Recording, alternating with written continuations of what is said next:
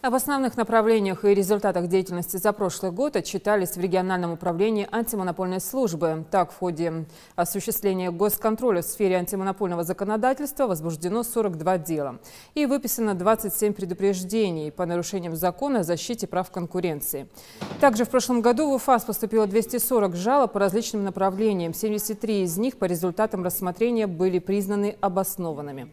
Выдано 67 предписаний об устранении нарушений. Общая сумма штрафных санкций и вынесенных постановлений составила около 4 миллионов рублей.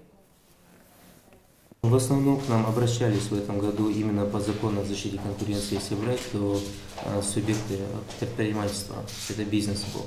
В основном жалобы поступали на «Газпром», Межрегионгаз Пятигорск, в связи с тем, что, по мнению заявителей, все эти начисления, которые были произведены, значительные начисления, нужно сказать, всего это по 9 делам, которые мы рассмотрели, это более 16 миллионов рублей незаконного начисления. Вот, обжаловались именно вот эти вот акты «Газпрома» в связи с тем, что бизнес не был согласен с этими суммами.